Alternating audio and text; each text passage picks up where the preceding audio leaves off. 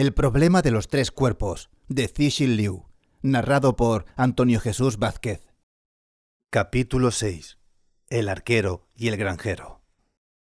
Aunque al día siguiente empezaba un nuevo fin de semana, Wang madrugó y se fue de casa en bicicleta con la cámara al hombro.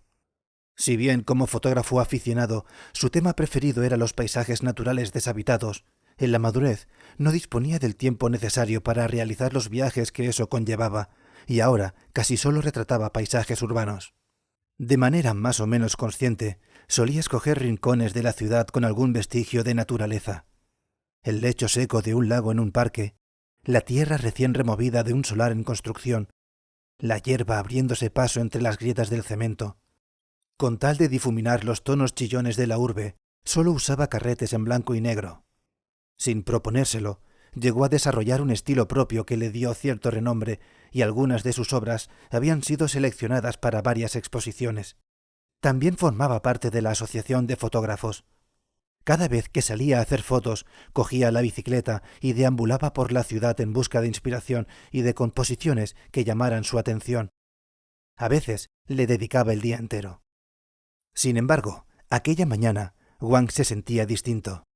Su estilo era más bien clásico, contenido, y le estaba costando mantener la calma necesaria para lograr tales composiciones. Tenía la impresión de que la ciudad entera, despertando de su letargo, se erigía sobre arenas movedizas, de que su estabilidad solo era aparente. Había pasado la noche soñando con aquellas dos bolas de billar. Volaban por el espacio sin rumbo definido. La negra desaparecía contra el fondo oscuro, y únicamente revelaba su existencia en las contadas ocasiones en que se superponía a la blanca. ¿Era posible que la naturaleza fundamental de la materia no respondiera a ninguna ley? ¿Que la estabilidad y el orden del mundo no fuesen más que un equilibrio dinámico temporal, logrado en un rincón del universo? ¿Una anomalía dentro de una corriente caótica? Absorto en esas cavilaciones, de pronto se halló frente al nuevo edificio de la Televisión Central de China. Detuvo la bicicleta, se sentó al pie de aquella mole en forma de A y la contempló, tratando de recuperar la estabilidad. Su mirada recorrió el filo del bloque que centelleaba bajo la luz matinal y apuntaba hacia la insondable inmensidad del cielo. Dos palabras acudieron a su mente: arquero y granjero. Cuando los miembros de fronteras de la ciencia discutían sobre física, solían usar la abreviatura SF. No aludían al sentido habitual de las siglas inglesas de science fiction, ciencia ficción, sino al de shooter, arquero, y farmer, granjero, que a su vez se referían a sendas hipótesis sobre la naturaleza fundamental de las leyes del universo.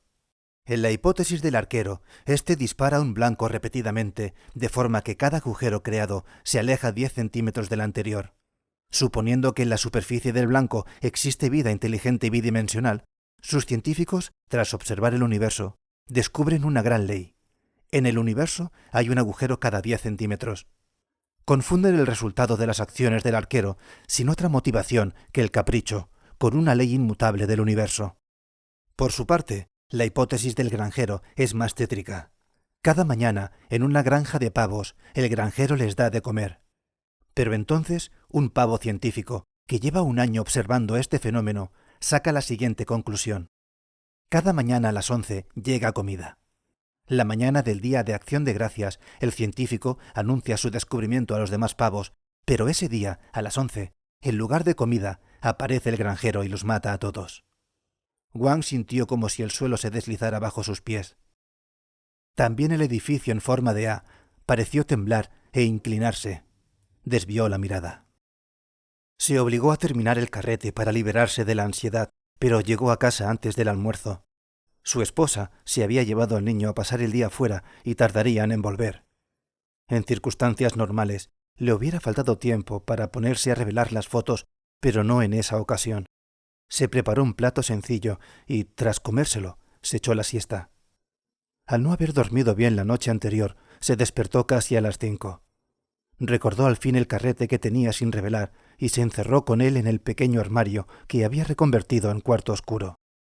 Una vez revelada la película, comprobó si alguno de los negativos merecía la pena. Justo en el primero, notó algo extraño. Era la imagen de un pequeño campo de césped al lado de un gran centro comercial. En el medio había unas pequeñas marcas de color blanco que, examinadas con mayor atención, resultaron ser cifras. 1200, 0000. La segunda fotografía también las tenía. 1199, 49, 33. Todas las imágenes del carrete estaban marcadas de aquella manera. 1199, 40, 18, la tercera. 1199, 32, 07, la cuarta. 1199, 28, 51, la quinta. 1199, 15, 44, la sexta. 1199, 07, 38, la séptima. 1198, 53, 09, la octava. Y así hasta llegar a la número 35, marcada con un 1194, 16, 37. Primero pensó que se trataba de un problema de la película, pero él usaba una Leica M2 fabricada en 1988, totalmente mecánica, y era imposible que la cámara hubiese añadido esa marca. Por su lente y por su refinado funcionamiento, aun estando en plena era digital, seguía siendo una gran cámara. Tras volver a inspeccionar los negativos, descubrió otra singularidad en aquellos números. Parecían adaptarse al fondo. Cuando éste era oscuro, los números eran blancos, pero cuando era claro, los números eran negros. El cambio parecía diseñado para maximizar su visibilidad. Al llegar al negativo número 16, el corazón se le aceleró y sintió un escalofrío. Era la imagen de un árbol muerto contra una vieja pared moteada que alternaba los tonos claros y oscuros. Lo hacía de tal forma que resultaba difícil distinguir tanto los números blancos como los negros.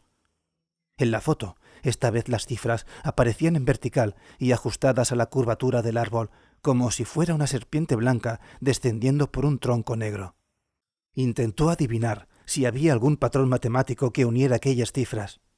Al principio pensó que podía tratarse de un número de serie, pero la distancia entre valores no era constante. Después concluyó que representaban el tiempo en forma de horas, minutos y segundos. Cogió su diario fotográfico donde apuntaba la hora exacta en que tomaba cada instantánea y descubrió que la diferencia entre dos números sucesivos correspondía al intervalo en que habían sido tomadas las fotos. Así supo de qué se trataba. Era una cuenta atrás. Daba comienzo a las 12 horas, de las cuales ahora restaban 1194. Apenas 50 días. ¿Ahora? No, en el momento en que tomé la última fotografía. ¿Seguiría entonces la cuenta atrás? Salió del cuarto oscuro, cargó la Leica con otro carrete y comenzó a disparar fotos aleatoriamente. Incluso se fue al balcón para tomar algunas imágenes del exterior. Agotado el carrete, lo sacó y se metió en el cuarto oscuro para revelarlo. Los números seguían apareciendo en cada negativo, flotando como fantasmas. El primero estaba marcado con el 1187, 27, 39. La diferencia con el último negativo del rollo anterior concordaba con el lapso transcurrido entre ambas instantáneas. Tras él, las cifras iban disminuyendo 3 o 4 segundos. 1187, 27, 35, 1187, 27, 31, 1187, 27, 27, 1187, 27, 24. Justo los mismos intervalos entre disparos. La cuenta atrás seguía su marcha. Volvió a cargar la cámara con un nuevo carrete. Lo terminó muy rápidamente, realizando varios disparos sucesivos, algunos incluso con la tapa de la lente puesta. Pero cuando se disponía a revelarlo, su mujer y su hijo llegaron a casa. Antes de meterse en el cuarto oscuro, Wang cargó de nuevo la cámara y se la ofreció a su esposa. «Toma, termíname el carrete», le pidió. «¿Y qué fotografío?», preguntó ella mirándolo con asombro. Él nunca permitía que nadie se acercara a su cámara. Tampoco existía gran riesgo de que eso sucediera. Para su esposa y su hijo era solo una antigualla que costaba más de 20.000 yuanes. Lo que sea, no importa. Le dejó la cámara en las manos y se metió en el cuarto oscuro. «Bueno, pues, Doudou, ven que te hago una foto». Entonces a Wang le vino a la mente la imagen de aquella cuenta atrás fantasma reptando sobre el cuello de su hijo como la soga de un ahorcado. No pudo evitar estremecerse. «No, a él no lo fotografíes», gritó desde dentro. «Haz fotos de cualquier otra cosa». Sonó el obturador. Su mujer había tomado la primera foto. ¿Por qué no me deja hacer más?, preguntó. Salió y le enseñó a correr el carrete tras cada instantánea. Así, después de cada disparo, dijo, y volvió a encerrarse en el cuarto oscuro. ¡Ay, qué complicado! Su esposa, que era doctora, no se explicaba cómo alguien podía usar un aparato tan caro y obsoleto en una época en que las cámaras digitales de 10 o incluso 20 megapíxeles eran la norma, y encima para tomar fotos en blanco y negro. Después de revelar el tercer carrete, Wang lo sostuvo frente a la débil luz roja y vio que la cuenta atrás fantasma seguía su marcha. Los números aparecían claramente en todas las instantáneas, incluso en aquellas tomadas con la tapa de la lente puesta. 1187-1906, 1187-1903, 1187-1859, 1187-1856. Su esposa llamó a la puerta del cuarto oscuro para decirle que había terminado el carrete. Wang la abrió y cogió la cámara. Las manos le temblaron al extraer el carrete. Ignorando la mirada de preocupación de su mujer, cerró la puerta. Trabajó de forma tan apresurada que dejó el suelo mojado, pero el carrete estuvo revelado. «Que no salgan, sean lo que sean, que no salgan, por favor, que no sea mi turno», rogaba con los ojos cerrados. Examinó con una lupa la película mojada. No había ninguna cuenta atrás. Los negativos solo mostraban las imágenes interiores que su esposa había capturado. Al tener seleccionada una velocidad de obturador lenta y debido a su poca experiencia, todas habían salido borrosas. Sin embargo, a él le parecían las fotografías más hermosas que había visto nunca. Salió del cuarto oscuro exhalando un hondo suspiro. Entonces se dio cuenta de que estaba sudado de pies a cabeza. Su esposa se hallaba en la cocina y su hijo jugaba en otra habitación. Se sentó en el sofá para intentar racionalizar todo aquello. En primer lugar, aquellos números que marcaban el paso del tiempo y por tanto revelaban signos de inteligencia no podían haber sido impresos de antemano en la película. Debía de haber alguien o algo que lo sobreimpresionara. ¿Pero quién? ¿O qué? ¿Se trataba de un error de funcionamiento de la cámara? ¿Habían instalado algún mecanismo en ella sin que él lo advirtiera? Desacopló la lente y abrió la cámara. Después examinó minuciosamente su interior, comprobando cada uno de los prístinos componentes. No halló nada extraño.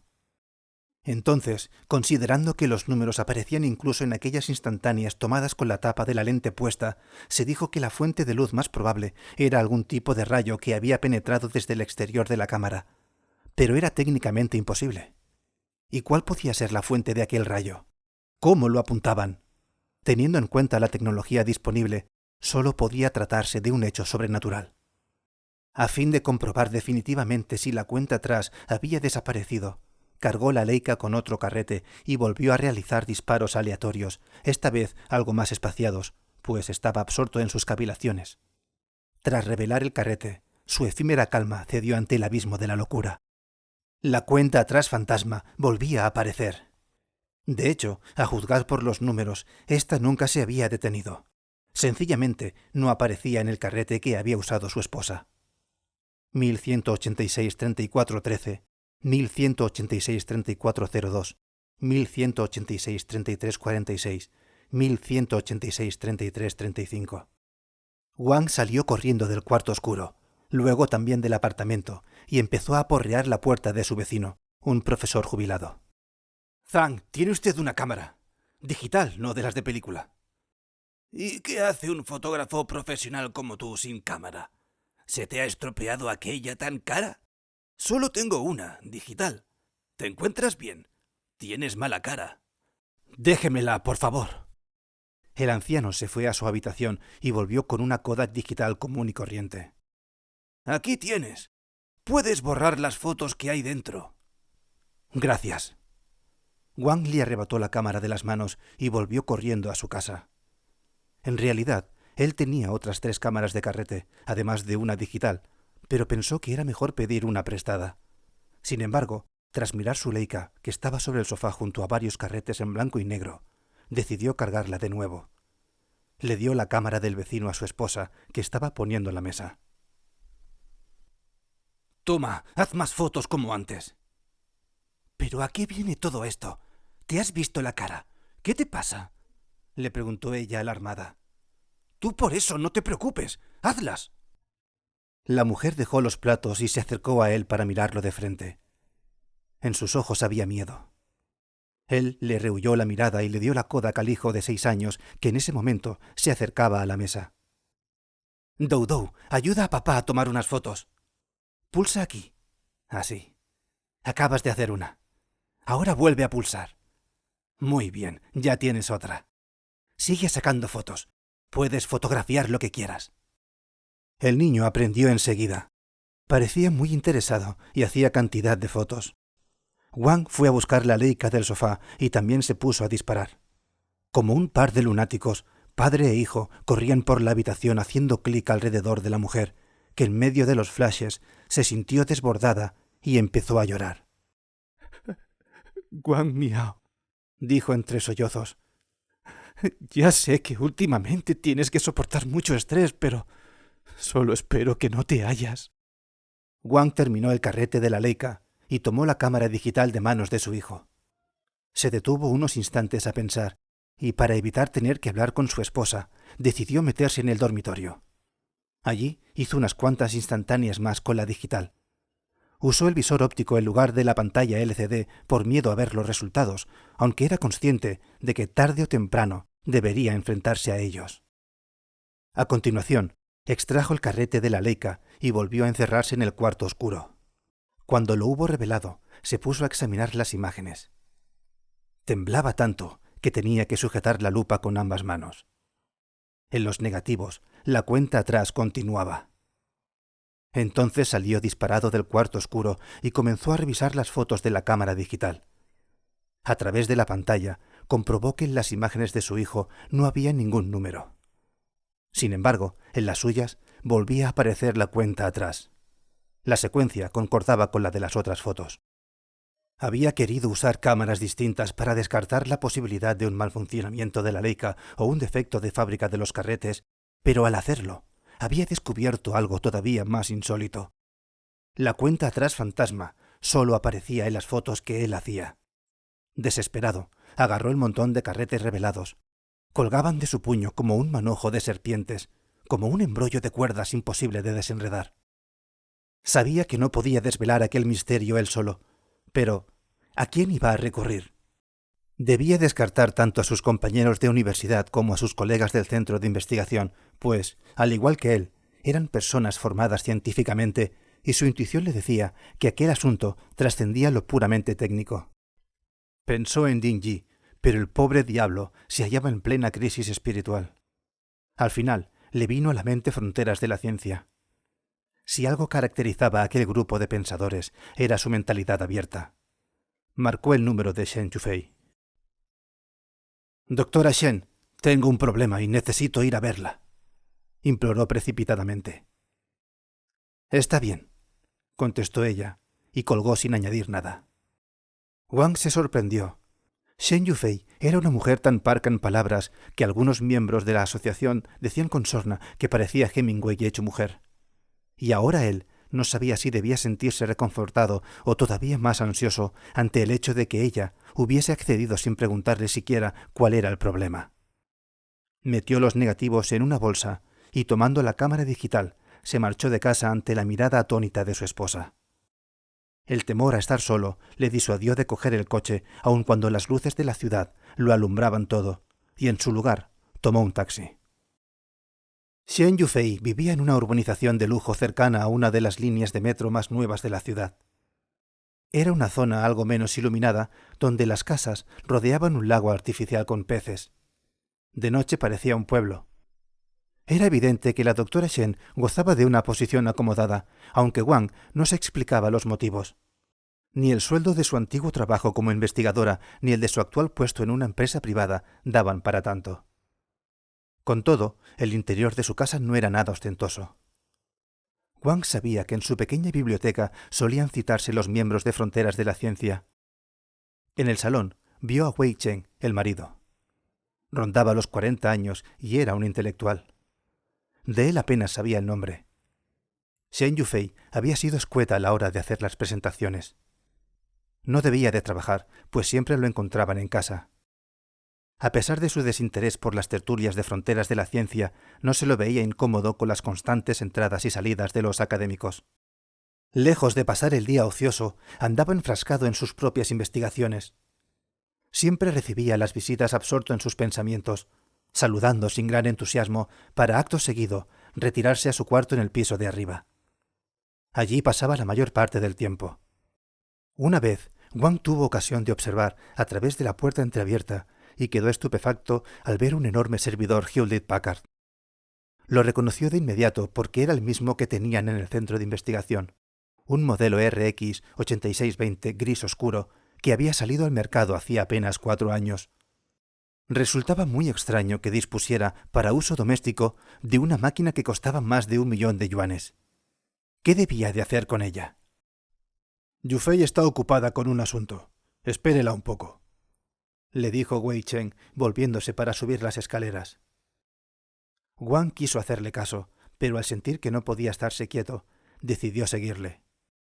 Wei Chen no se dio cuenta hasta casi entrar en el cuarto del servidor. Sin dar muestras de parecer molesto, le señaló la estancia que había frente a su habitación y dijo: «Está ahí. Entre». Wang llamó con los nudillos a la puerta, que al instante se entreabrió. Shen Yufei estaba sentada frente a un ordenador, concentrada en un videojuego.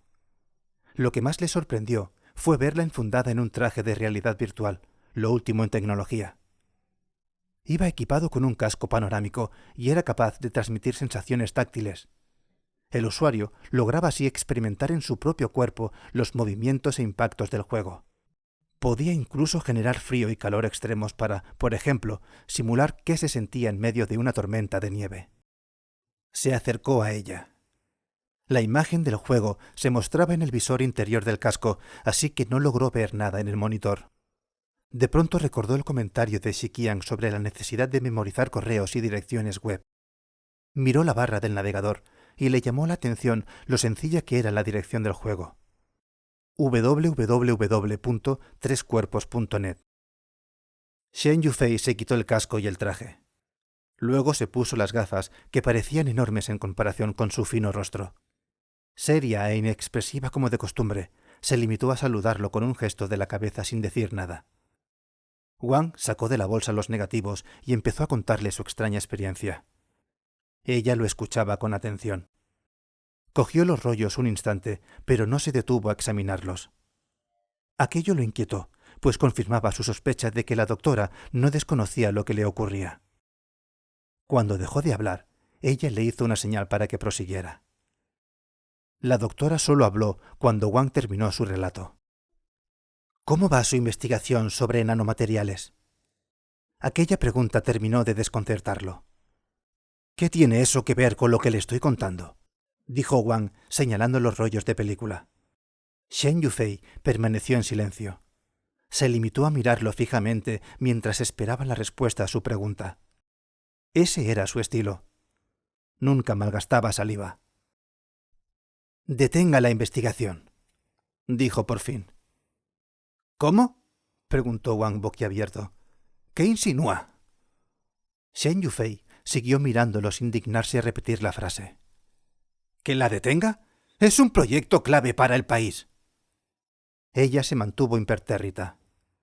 «Al menos deme una razón», exigió Wang. «Deténgala y verá». «¿Qué es lo que sabe? Hable». «Ya le he contado todo lo que puedo contarle». «Es imposible detener la investigación». «Deténgala y verá». Aquel fue el final de su breve conversación sobre la cuenta atrás fantasma. Después de eso, por más que Wang lo intentara, solo consiguió que Shen Yufei le repitiera: «Deténgala y verá». Lo que veo es que Fronteras de la Ciencia no es ningún grupo de discusión sobre teoría fundamental. Su conexión con la realidad es mucho más compleja de lo que imaginaba. Al contrario, su impresión se debe al hecho de que Fronteras de la Ciencia se ocupa de asuntos mucho más fundamentales de lo que imaginaba. Desesperado, Wang se levantó y abandonó la habitación sin despedirse. Shen Yufei lo acompañó en silencio hasta la puerta de la casa y se quedó mirando cómo llamaba un taxi y se metía dentro. Justo entonces, otro coche llegó a toda prisa y aparcó bruscamente. De él salió un hombre. Aunque llevaba gafas de sol y apenas quedaba iluminado por la débil luz de la casa, Wang lo reconoció al instante. Se trataba de Pan Han, uno de los miembros más destacados de Fronteras de la Ciencia. Era un biólogo que había predicho los defectos de nacimiento causados por el consumo a largo plazo de alimentos modificados genéticamente. También había estudiado los desastres ecológicos derivados del cultivo de plantas modificadas genéticamente.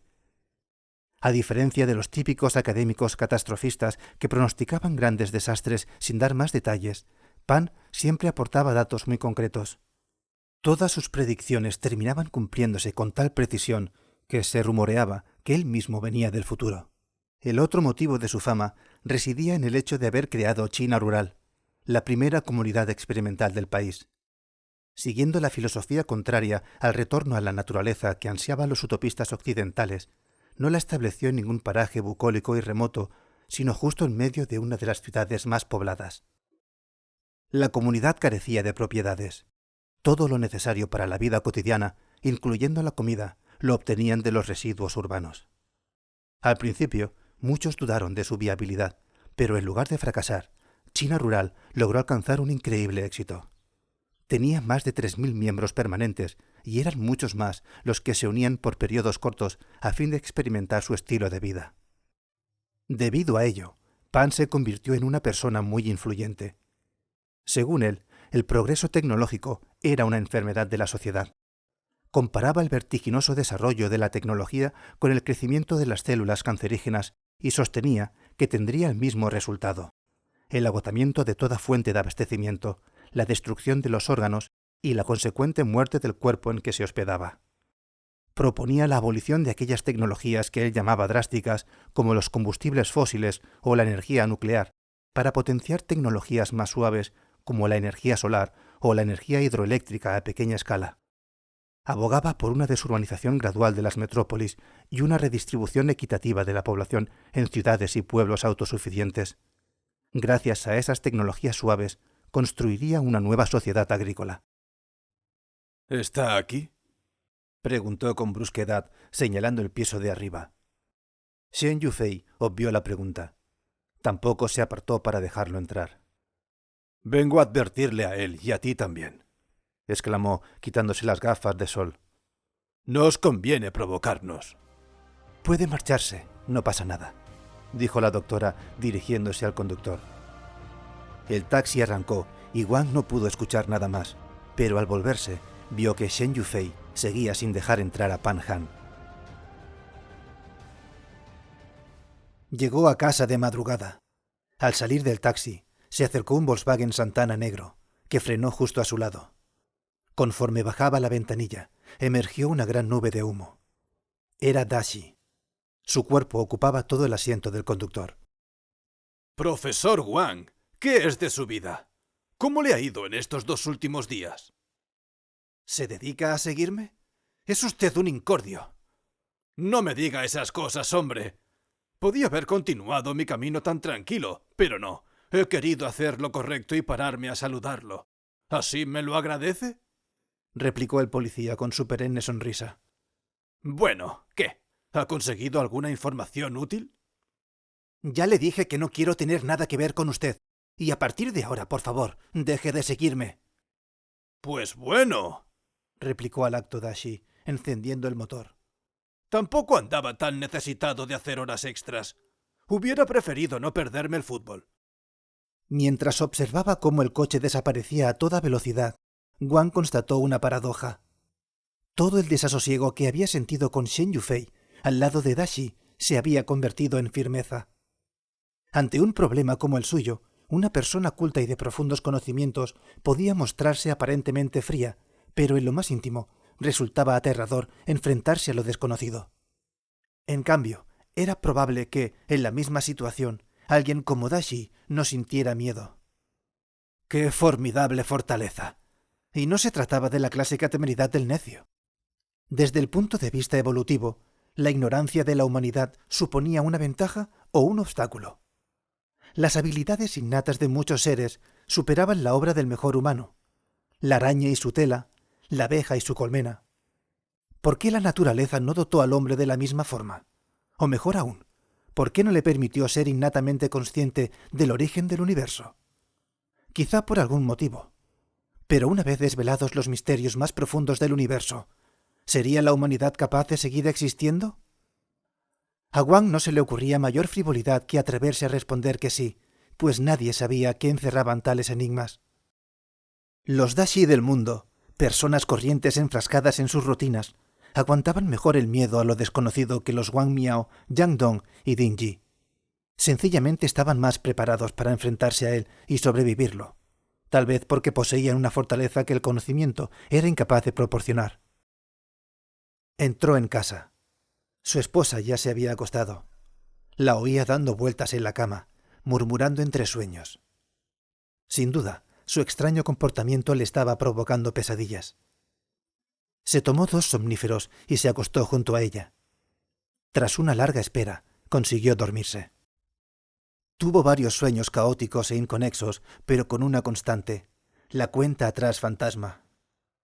Ya antes de dormirse, había supuesto que reaparecería. La atacaba furiosamente, trataba de despedazarla con las manos, la emprendía a mordiscos, pero nada surtía efecto. Seguía flotando en el aire, avanzando impertérrita. Por fin, cuando su frustración estaba alcanzando el límite de lo tolerable, se despertó. Abrió los ojos y vio el techo de la habitación. Las luces de la ciudad proyectaban un suave resplandor en las cortinas. Entonces comprendió que algo lo había seguido desde sus sueños hasta la realidad.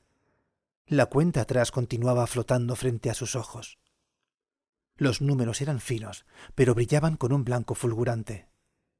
1180-0500, 1180-0459, 1180-0458, 1180-0457. Miró alrededor, reconociendo las sombras de su dormitorio. Aunque tenía la certeza de que estaba despierto, la cuenta atrás no desaparecía. También siguió en su campo de visión cuando cerró los ojos, brillando como el mercurio contra las plumas de un cisne negro. Volvió a abrir los ojos, se los frotó, pero nada la hacía desaparecer. Sin importar hacia dónde dirigiera la mirada, los números permanecían en el centro. Presa de un terror indescriptible, Wang se incorporó para sentarse. La cuenta atrás siguió aferrada a él. Entonces saltó de la cama, descorrió las cortinas de un tirón y abrió la ventana. Fuera, la ciudad seguía durmiendo entre luces resplandecientes. La cuenta atrás flotaba sobre aquella vista como los subtítulos en una pantalla de cine. De pronto sintió que se ahogaba y soltó un gemido, despertando a su esposa. Ella, al instante, preguntó qué le ocurría. Forzándose a mantener la calma, Wang le aseguró que todo iba bien. Volvió a tumbarse, cerró los ojos y pasó el resto de la noche sufriendo la tortura de la cuenta atrás. Por la mañana, después de levantarse, intentó comportarse con normalidad ante su familia, pero aún así, su mujer se mostró suspicaz y le preguntó si tenía algún problema en los ojos, si realmente veía bien. Tras el desayuno, llamó al centro de investigación para pedir el día libre y se fue en coche al hospital. Durante todo el camino, la cuenta atrás permaneció implacablemente incrustada en el mundo real, ajustando su brillo para resaltar sobre lo que tuviera de fondo. Wang trató incluso de vencerla mirando al sol, pero fue inútil. En lugar de brillar más, aquellos malditos números se volvieron negros. Parecían proyectados sobre el orbe solar que los hacía más siniestros. A pesar de que el hospital Tongren estaba lleno, consiguió que lo visitara un oftalmólogo famoso, compañero de promoción de su esposa. Le pidió que lo examinara sin contarle cuál era el problema. Después de explorar exhaustivamente ambos ojos, el doctor le dijo que no había encontrado nada extraño. «Tengo algo fijado en la vista. Mire donde mire, siempre está ahí», confesó Wang finalmente, viendo los números superpuestos al rostro del doctor. 1175-1134, 1175-1133, 1175-1132, 1175-1131. «Ah, miodesopsia», dijo el doctor, escribiendo en su recetario. «Lo que comúnmente se conoce como cuerpos flotantes. Es una afección muy frecuente a nuestra edad. Su causa es la deshidratación del humor vítreo. No son fáciles de curar, pero tampoco son graves. Le mandaré unas gotas y también vitamina D. Es posible que con esto desaparezcan, pero no se haga ilusiones. En realidad no hay por qué preocuparse, pues no afectan a la visión. Trate de acostumbrarse a su presencia. ¿Cuerpos flotantes? ¿Y qué forma tienen? Varían mucho según la persona. Hay quien ve puntos negros. Otros dicen que son como renacuajos. ¿Y si lo que veo son series de números? El doctor dejó de escribir. ¿Ve usted series de números? Sí, señor, en horizontal, justo en el centro del campo de visión, y no desaparecen. El doctor apartó la pluma y el recetario y le dirigió una mirada llena de aprecio.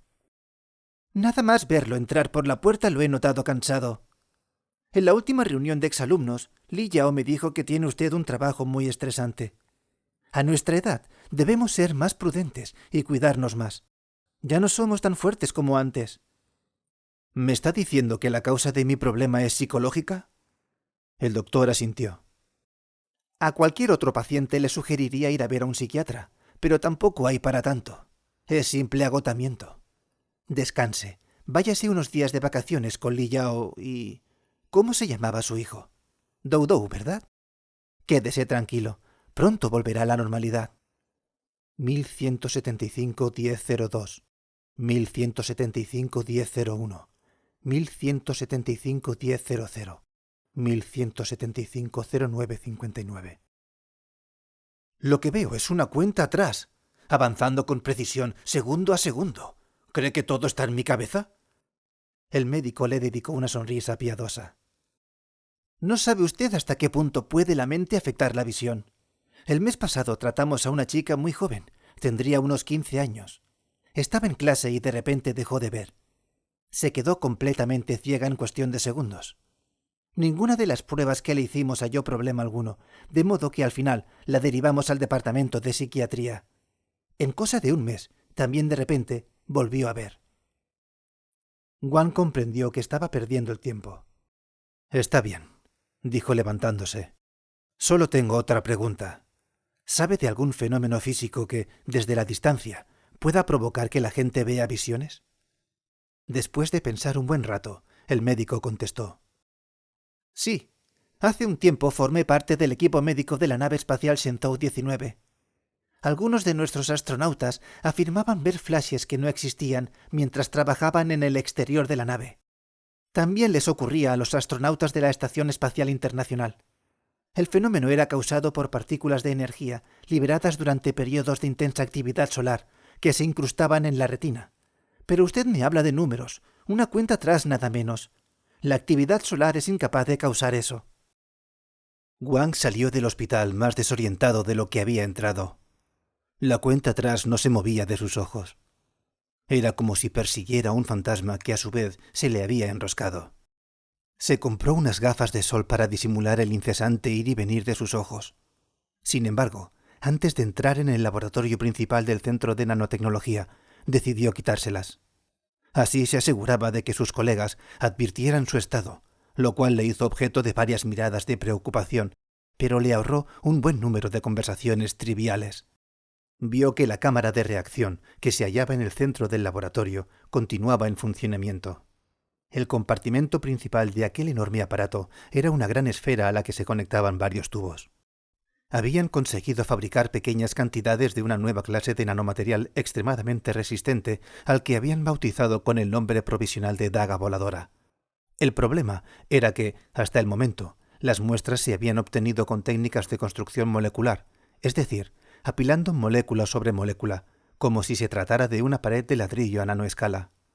Aquel método consumía muchos recursos y el producto resultante era tan caro como la joya más preciada de la Tierra. Era inviable producirlo en grandes cantidades.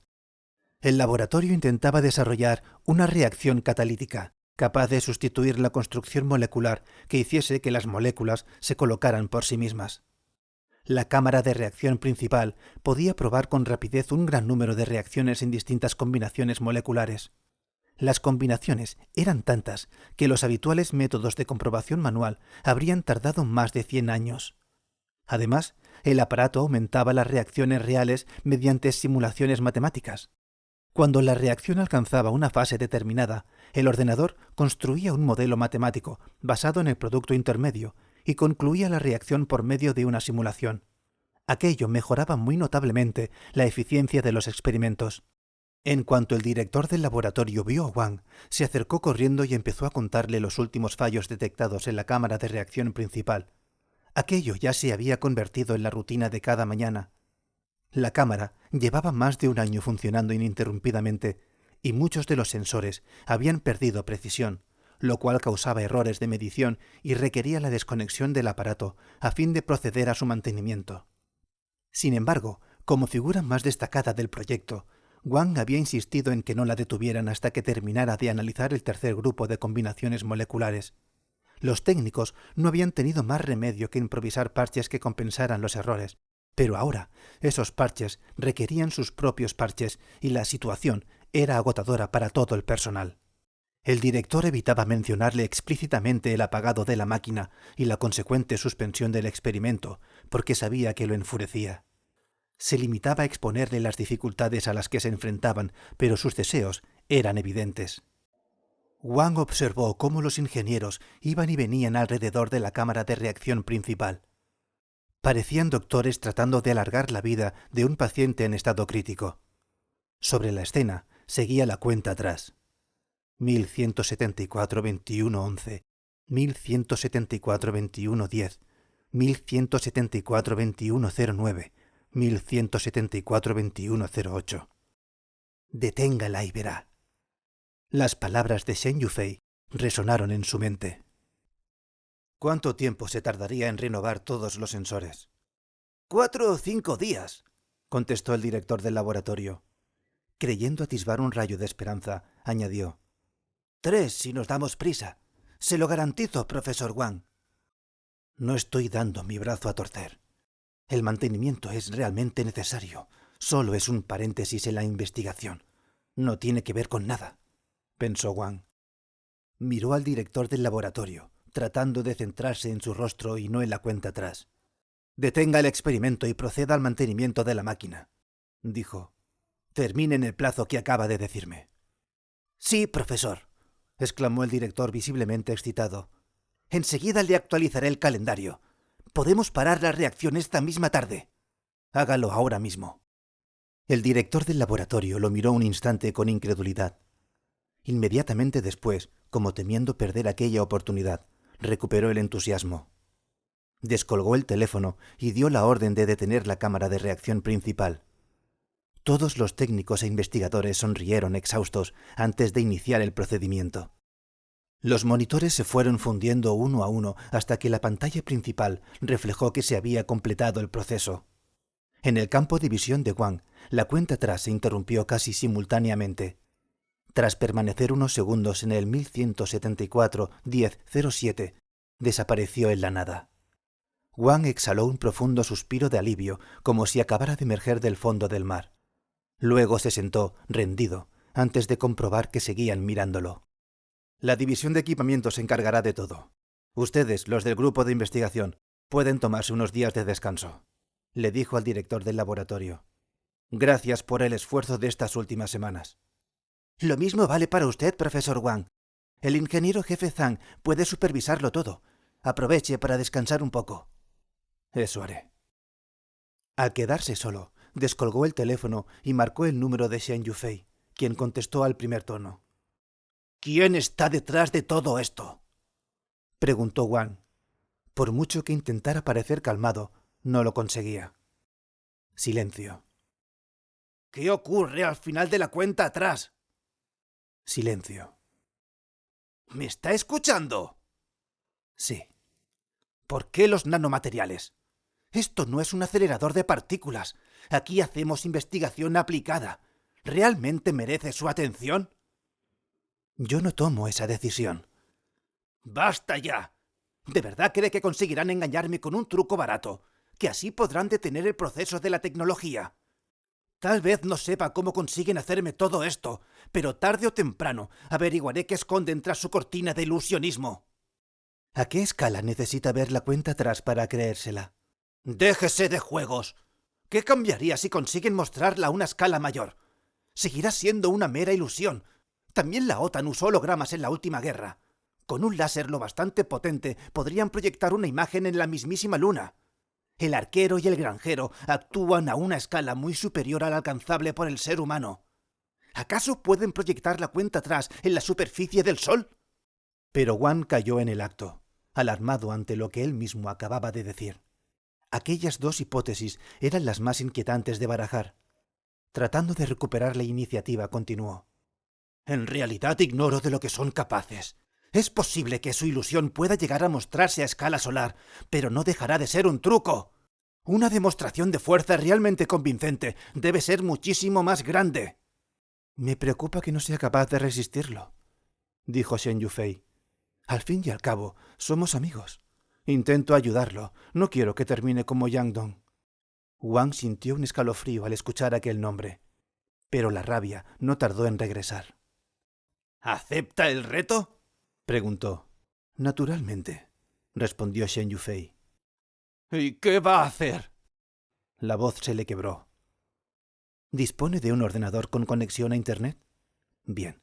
Entre en la página www.qsl.net/bg3tt/zl/mesdm.htm. ¿La tiene abierta? Imprímala y llévesela. Wang observó que la página no era más que una tabla de código Morse. No entiendo qué. En estos 2 días, busque un lugar desde donde observar el fondo cósmico de microondas. Encontrará más detalles en el correo que acabo de enviarle. ¿Qué se propone hacer?, preguntó Wang. Sé que ha detenido su proyecto de investigación de nanomateriales. ¿Piensa reanudarlo? Por supuesto, respondió él. Dentro de 3 días. Entonces, la cuenta atrás proseguirá. ¿A qué escala volveré a verla? Se hizo un largo silencio. Luego, Shen Yufei, actuando en nombre de alguna fuerza que se hallaba más allá de la comprensión humana, sepultó con frialdad todas sus esperanzas. Dentro de 3 días, dijo ella al fin. El 14, concretamente, entre la 1 y las 5 de la madrugada, el universo entero le hará una señal.